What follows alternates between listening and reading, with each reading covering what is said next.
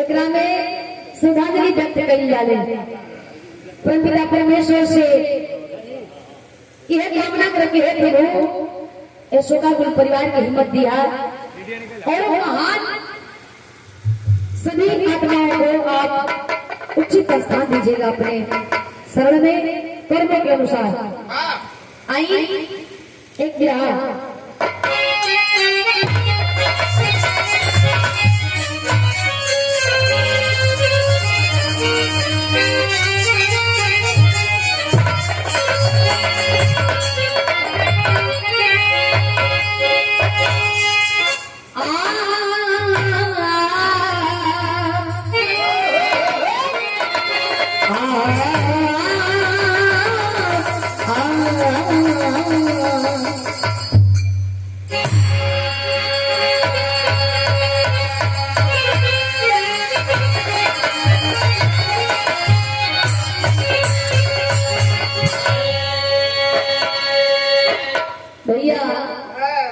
चाचा लोग जितना लोग बैठल बने गार्जियन बने पूजनीय बने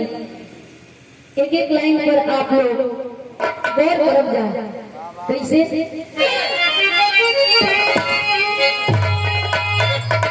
सच्ची भक्ति बनी क्यों धरा की धरोहर भक्ति में क्यों विराजमान सती होती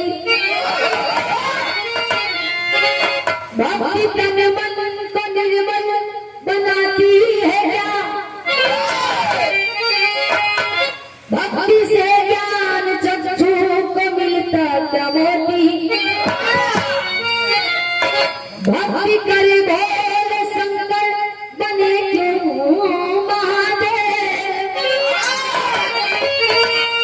भक्ति से ही बने क्यों नारी दिव्य शक्ति भक्ति भारी हुई क्यों विधाता से जग में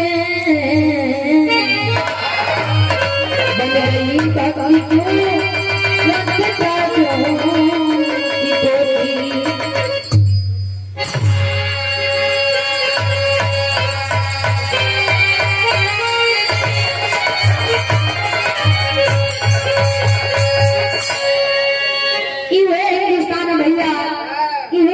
सरजमी है जहाँ पर लोग कर कर के भगवान के पावेलन इंसान पत्थरे के पूछ के भगवान मान के अमराजित फल प्राप्त कर लेवेलन वरदान प्राप्त कर लेवेलन आस्था से जुड़ल एक एक पर्व त्योहार के रूप में मनावेला लोग अभी आज से नवरात्रि चल गई नवरात्र के टिपक हो गई कल 12 बजे जब तक ना बज रहे तब तक आदमी नवरात्र के खाली बेला करना अभी नवरात्र की पक हो गई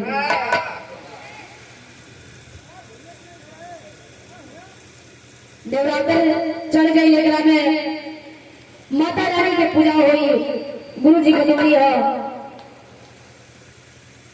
कि पूर्णमासी के दिन कहीं रहीला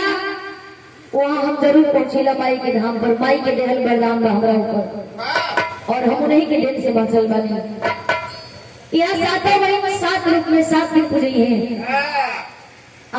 बतावल जाला कि दुनिया में इस धरती पर जब जब असुरत के अत्याचार बढ़ी तब तब नारी कोनो न कोनो रूप में आके ये धर्म कर्म के सुधार के लिए बड़ी उद्धार के लिए बड़ी धरती के बचने वाली रक्षा के लिए बड़ी भक्ति कहने लगा कि जवानी में होके चाहे बचपना में चाहे बुढ़ापा में तो हर कोई माला फेरेला कि जौन भी पाप कोई बात कट जाए लेकिन बाल अवस्था में भी होला और यह भक्ति जवानी में हो जाला तो सोना पर सुहागा हो जाला ऐसे कि उम्र भी एकदम चढ़ती रहेला भक्ति में माहौल भी हो जाला आंधी तूफान का उठा रहेला आई यहाँ में एक घंटे वाली लगता कैसे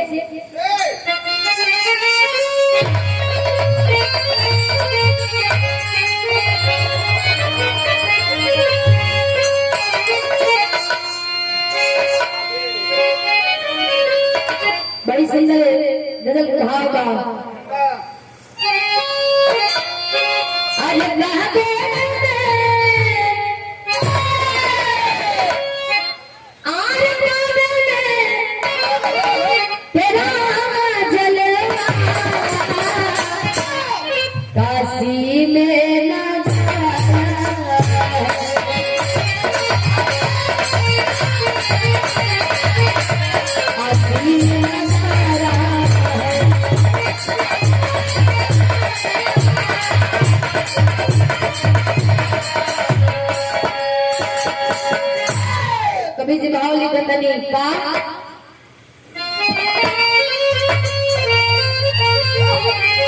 अरे इसको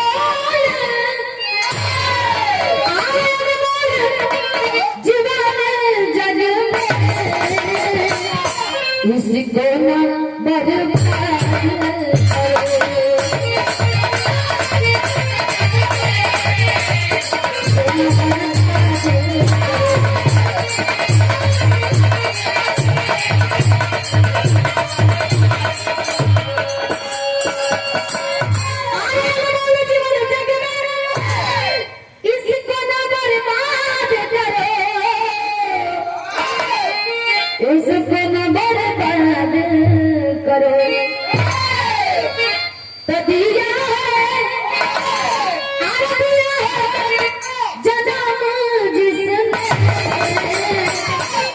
उसको भी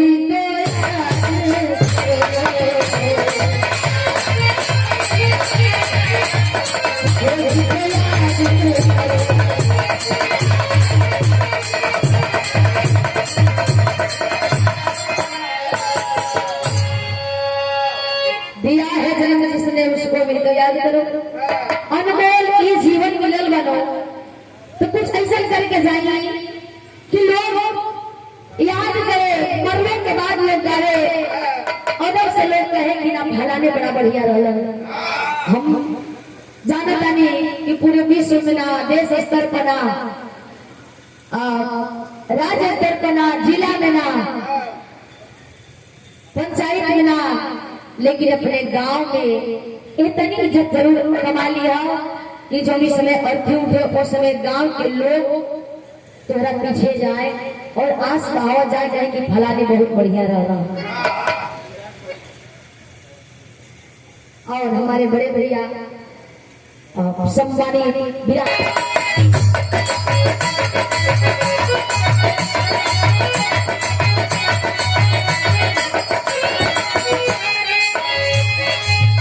सुंदर आशीर्वाद रहेंगे हमारे दयानंद भैया जी और भैया जी, हमारे गार्जियन लोगों के द्वारा बहुत बहुत प्रणाम। नारी की महिमा सदा ये दुनिया जाई है,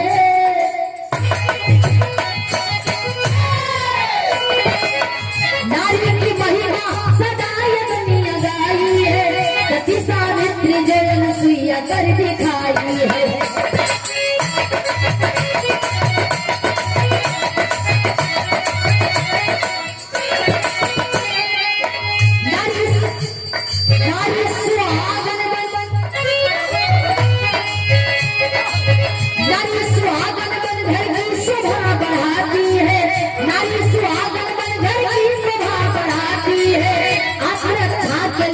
शस्त्र भी उठाती है,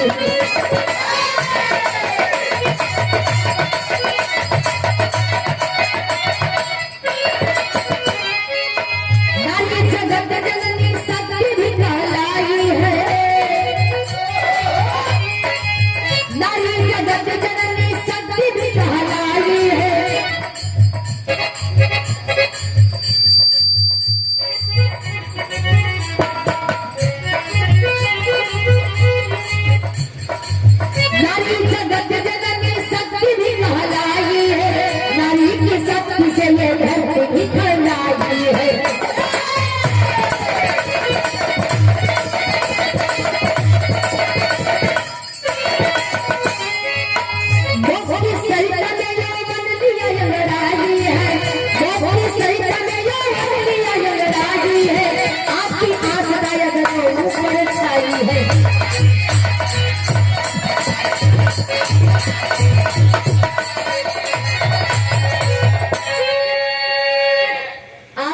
आस्था और लोगों ऊपर छाई है। कीचड़ में कमल खिले लाई दुनिया जाने ला,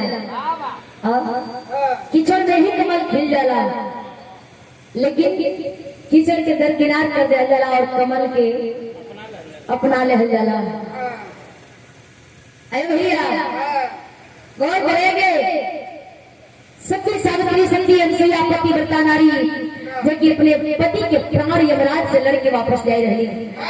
अत्रि मुनि के पत्नी रही, भक्ति भाव भजन वेदना भी बहुत रही कि आकाश मार्ग से जब देवता लग जाए तो उन्हें आभास हो जाए कि देवता लोग के रथ जात बा। उतरी शक्ति रहल, उतरी आगम जारी रही, उन्हीं के शिष्य बनल चाहत रही नर्मदा। नर्मदा है भैया मध्य प्रदेश उज्जैन शहर की नर्मदा। भक्ति भाव भजन में भी बहुत बारी जाके कहली गुरु हमें शिष्य बनाईला, भोलेनाथ के पुजारा नहीं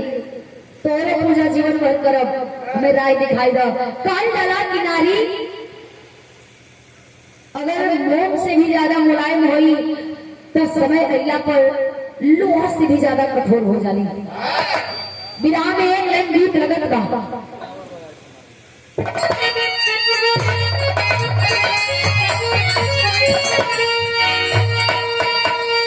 वह गीत बा आर भुलनिया के गुंजवा,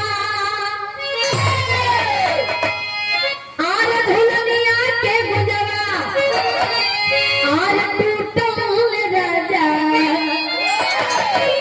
आजवनिया में गड़िया छूटल एक राजा।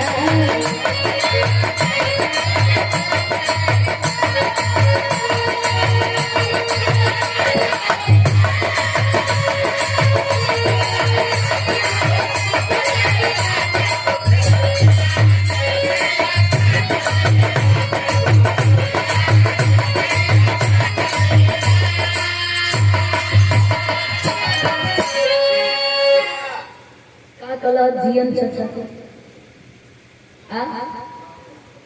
सब साफ साफ बोलनी और झुरमने बात।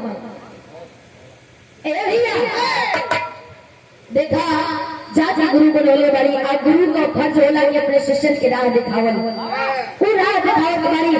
गुरु सिर्फ और सिर्फ आपको राह बता सकते हैं, उस पर चलना आपको होता है।